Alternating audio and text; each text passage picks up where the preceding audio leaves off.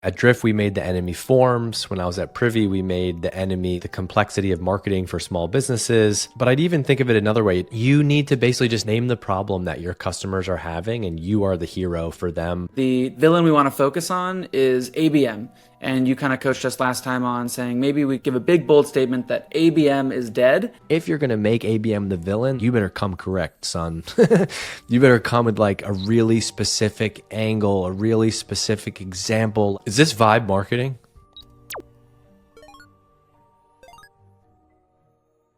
Hey everybody, welcome back to Founder Brand. My name is Maximus Greenwald. I'm the CEO and founder of Warmly, and joining us today is Dave Gerhardt, who wrote this awesome book called Founder Brand. He is serving as my coach and mentor to help me figure out how to define my founder brand to help Warmly be successful as we go from where we are today at 4 million in annual recurring revenue and try to make it to 10 million in annual recurring revenue and are hopeful Series B. So last episode, we reviewed chapter 1 of Founder Brand, where we asked ourselves 6 questions on Warmly's backstory to help us kind of define or set the scene for the kind of brand and founder brand that we want to build. Dave, welcome back, and thanks again for taking the time. Thanks for having me on your show, Max. I appreciate it. Awesome. All right. So, Dave, last month we talked through the 6 questions to help define Warmly's backstory. You gave advice and feedback and a bit of an update for you. In the last month, I've been spending a lot of time thinking about the advice you gave and taking my rough draft and refining that further. And the outcome was pretty cool. We actually overhauled our entire website and messaging to kind of reset the stage for who Warmly wants to be in 2025 and beyond. So let's spend just kind of 2 minutes reviewing what we talked about and the kind of update, and then we will dive into chapter 2. Sure. Cool. So the first question was, what's the problem your business exists to solve? And our kind of clean one-liner is, we exist to help go-to-market teams build pipeline in the age of AI. The second question was, who's the villain your customers are facing? We decided the villain we want to focus on is ABM. And you kind of coached us last time on saying maybe we give a big bold statement that ABM is dead. And that's kind of a slightly controversial take, but I think it serves as a great villain for us to go after in the same way that Drift went after forms. Third question, what's the solution you offer? We said AI marketing agents that warm up your TAM. Fourth, what are the benefits of using your product? We find warm leads, which convert higher than cold leads, and we use automation and AI to do the boring and hard work for you. Fifth, what's it like before and after using your product? Well, for sales, that means sales is mad at marketing for delivering stale cold leads, and it's manual and inefficient. But after, sales is only working the hottest leads using their human touch. And for marketing, marketing wasn't sure who to target and where to target them. But after using our product, marketing knows who to target and where to target them. How does that all sound? That's really good, man. Hell yeah. Trying to keep it crisp. Go. And a little bit later on, Nice. we'll be asking folks listening to give advice on our new website overhaul and messaging refresh because it could always be improved. One note on that is like I think it's important to just think about messaging as a constantly evolving process, because ultimately all this stuff needs to just stand up to like feedback from customers and what's happening on sales calls. And so I think it's really important to like pare everything back, pick a lane and go. But now it's like, let's test this deck on a sales call. Let's test this messaging. Let's learn, let's tweak, let's make things more specific. I mean, like when I was at Drift as an example, we were talking about the messaging basically every single day, every single week. And so I don't want people to think this is just, yep, we got it. It's in a Google Doc. Here we go. Let's go operate. It's important from a company strategy and product roadmap standpoint to have like a vision of where you're going. But I think from a marketing standpoint, I think you're constantly evolving, constantly getting more specific, getting better examples, putting this out there and handling, seeing what objections come up and seeing how you can handle them. But overall, I really like it, Max. Nice. Thanks. I also feel like there's a day one mindset approach here where it's like, for us, we're on whatever, year 5 of this company. I'm in so deep, I'm so wrapped up in it. But when you want to sell someone, they've never heard of you before potentially. And so the day one sort of approach is, hey, you've never heard this messaging before. What do you think of it, off the top of your head? And it's often surprising their take on the same line that when you see it, you think, oh yeah, this makes sense. Beautiful. Okay, well, chapter 2 is called Defining Your Niche and Defining Your Villain. Maybe just high level, what is a niche and why does that matter? And what is a villain and why does that matter? Yeah, I think I think a niche is like, some people say niche, I say niche. I'm not very smart. I just am good at writing social media posts. But I think a niche is basically like, you could be the Cheesecake Factory and you could have 50 items on your menu and there's plenty of people in the world who like the Cheesecake Factory. Or you could be the place down the street that like just makes Reubens and they have the best Reubens and they'll blow your mind. And that is something that is easier to understand in your head, easier to share, easier to spread.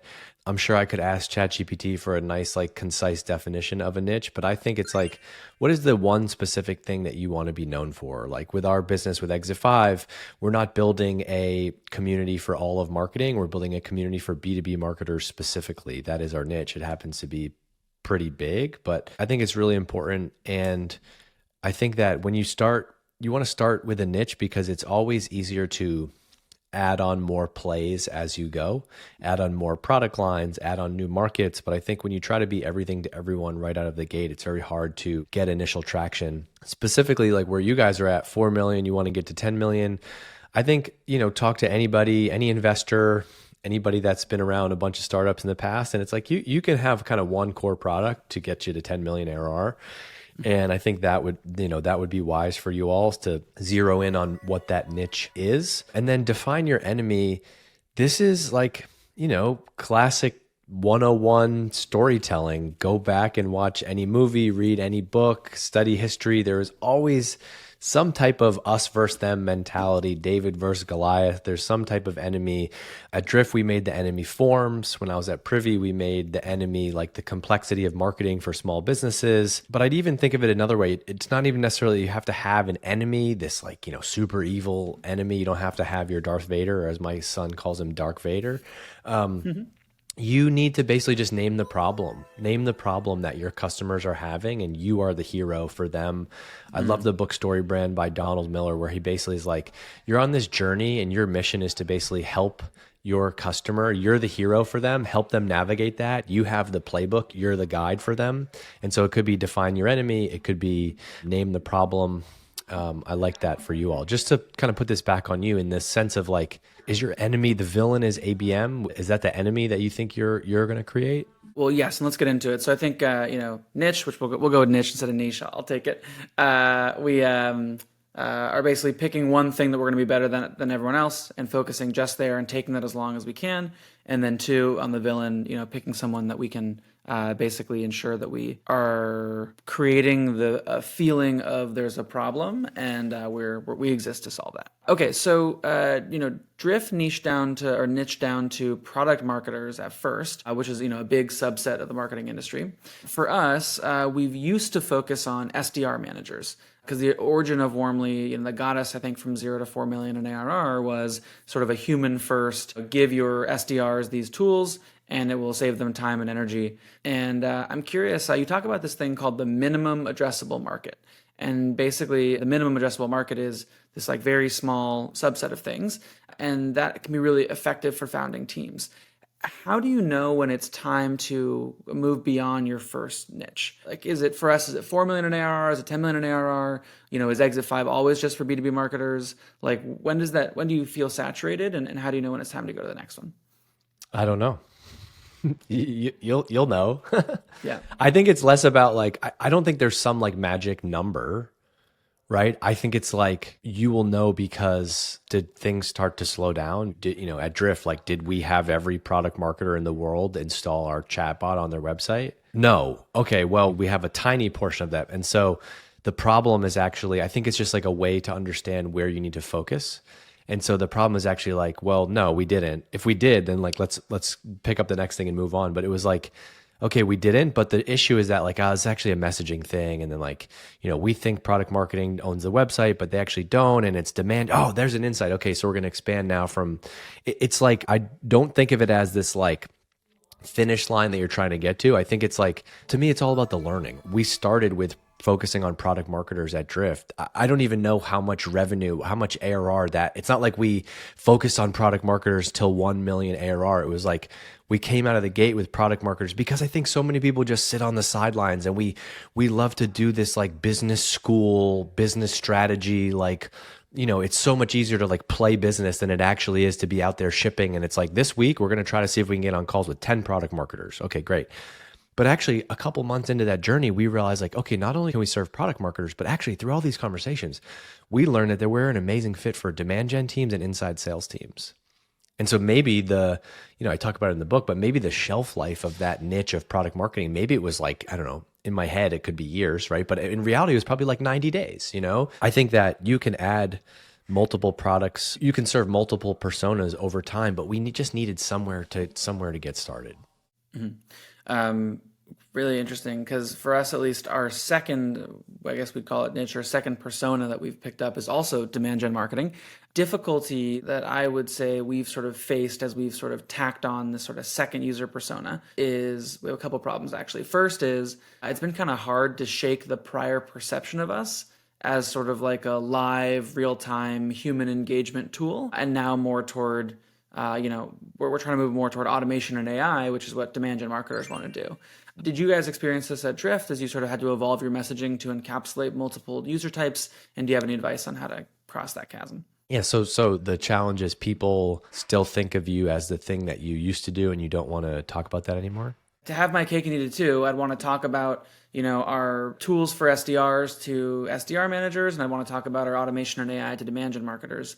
But maybe I'm being too greedy. I don't think you're being too greedy. I think you have to think about like what's the delivery here, And I think it's natural to be like, we can also help this person, we can also help this person. And it wouldn't be a good pitch if you're just like, here's who we are at Warmly, and here's the 7 personas that we serve. How is this actually going to play out in real life? If you're talking to someone, you're going to probably know going in who you're talking to. And so if I'm a sales rep, I'm going to be like, oh, okay, this is an inside sales manager. That's going to be a different conversation about Warmly than it is if I'm going to talk to a demand gen person or if I'm going to talk to a marketer, right? And so I think like it's easy to get in your head and obsess over like, how are we going to tell all of this, how are we going to tell all of this story? But like, I would think of it as like the website should exist to tell the story of Warmly. And then you might have different solutions. Like I think Webflow does a great job of this. If you go to the Webflow site, like they serve a bunch of different personas. And the way that they do that is like the main homepage talks about just the overall product. And then if you go to solutions at the top, you can see there's Webflow for enterprise, Webflow for agencies, Webflow for freelancers. And when it comes down to like an elevator pitch, I would be like, oh yeah, I work at Warmly. Here's what we do. We help go-to-market teams generate more pipeline in the world of AI. Oh, what role are you in? Oh, you're in sales? Okay, cool. Well, here's how we help you do that. Oh, you're in marketing? Here's how we help you do that. And so it's never going to be this like perfect one-liner that's going to perfectly explain all of the use cases. But I think marketing is a game of like next step. And it's like, tell the story. Oh, that's interesting. Say more. Okay. Oh, you're in sales? Okay, I'm going to tell you this path. So that's how I think about it. Is that helpful? Yeah, it is. Another sort of problem that we've been thinking through is around as we start to talk to more demand gen marketers, the truth is we don't, I would say, fully serve them yet. We have a good roadmap of things we still need to build to fully, I feel like very good that we have kind of most of the feature set that makes SDR managers happy and successful, but we're still building a lot of stuff for demand gen marketers. How do you think about like, putting on your website where you're going versus where you actually are?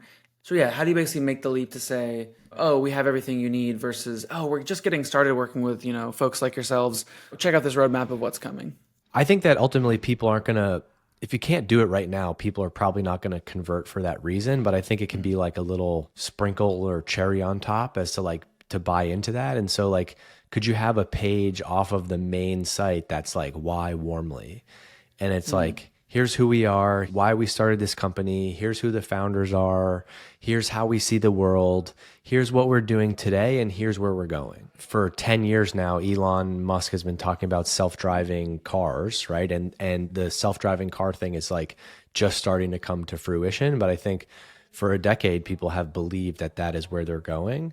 And no one's not bought a Tesla because it's like, it isn't self-driving. They're, at some point they're going to update the software and I'll be able to get this, right?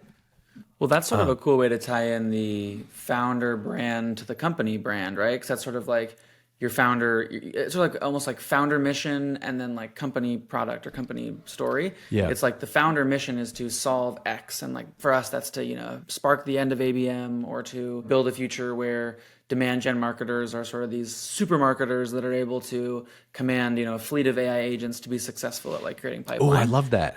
That's really good. We're gonna turn you into supermarketers. Super marketers. Okay, Yeah. writing that one down. That's good. Hell yeah. I love that. Yeah, and I think like this is really important, right? And so I think the book is whatever, the book is fine. I think ultimately the best founder brand or not, the best thing you can do is to have a strong vision and have a strong point of view about where the company is going. And like that's going to be better than any framework.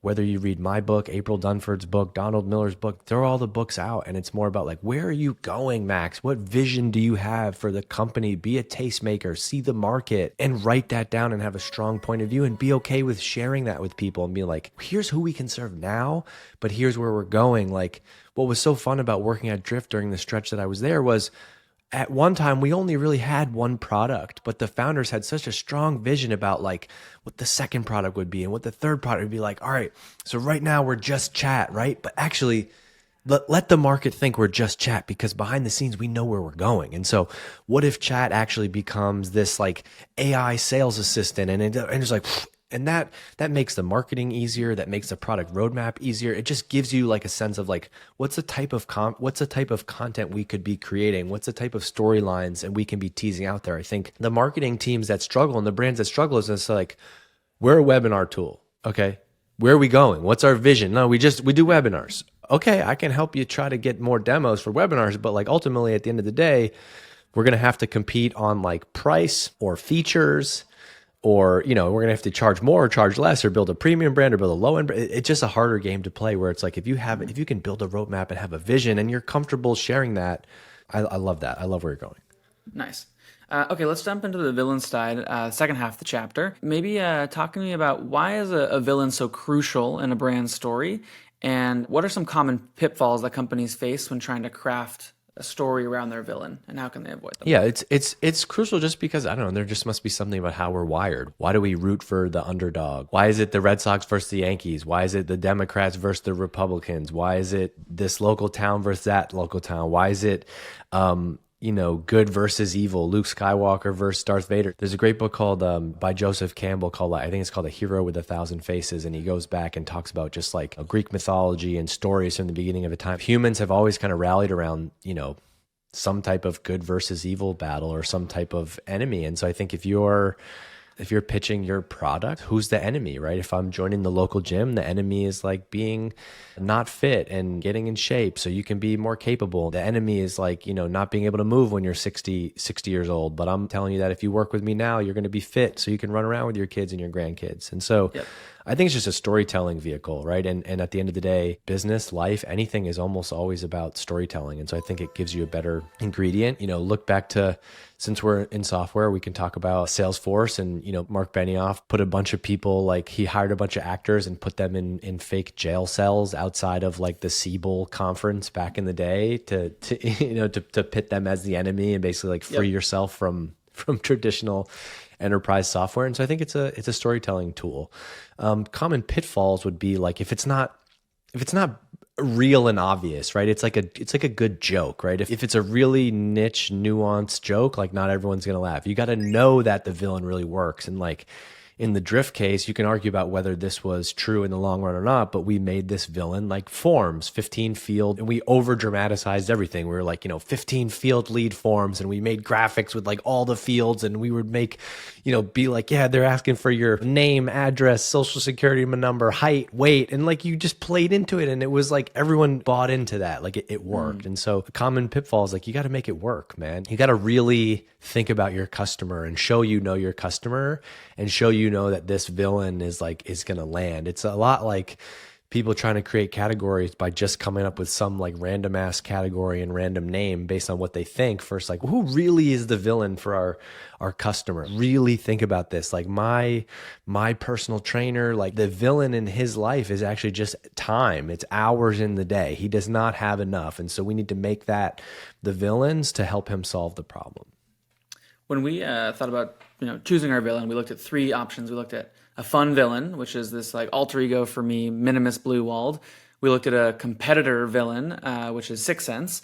And then we looked at a villain that I'm kind of calling the old way, which is ABM. Last time we chose, okay, let's focus on ABM as the villain. That positions us to not be too goofy, to not have to call out one particular person or company, but instead the sort of category of ABM, ABM is dead, right? It's something a little controversial, but we can build a case around. Maybe in parting thoughts here, Dave, I'm curious, like over the next month, how should I really think about defining that villain and building, content around it? Well, I'm partial to this space, so I feel like that on the surface, the villain being ABM is great. I could see people, especially if you sell to sales and marketing teams, I can see people being like, "Oh, here's great," and this is kind of a narrative. You see this right now. It's like, "Oh, another SaaS vendor saying another thing is dead, another name is dead," and so like, if you're gonna declare if you're gonna make ABM the villain, then like you better come correct, son.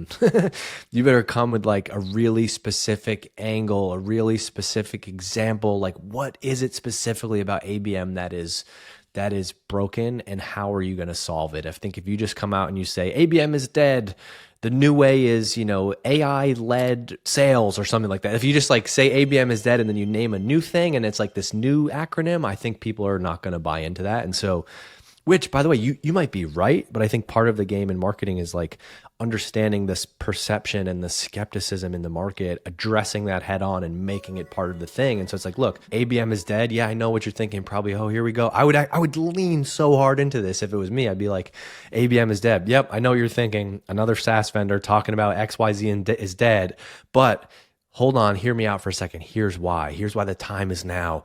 And it seems like a big part of your story is like specific to what's happening with AI. This is like in the AI, that line you had in the beginning about like for the AI something world, right?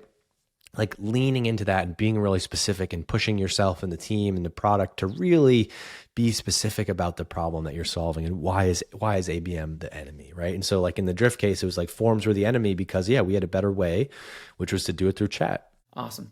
Well, thanks, Dave. Yeah, I think to kind of wrap up there, what I'll focus on in the next month is thinking through like what are the big problems that are happening because of ABM, and then how do we imagine a new world where we can move on to this new category that we're creating. But yeah, that sounds great. Thank you again for coming on, and we look forward to telling you where we've gone in the next 30 days, and Nice. we'll see you next month. Is this vibe marketing? Is this vibe marketing? Sure, Yeah. this can be vibe marketing. All right, let's tell everybody. Nice. See ya. All right.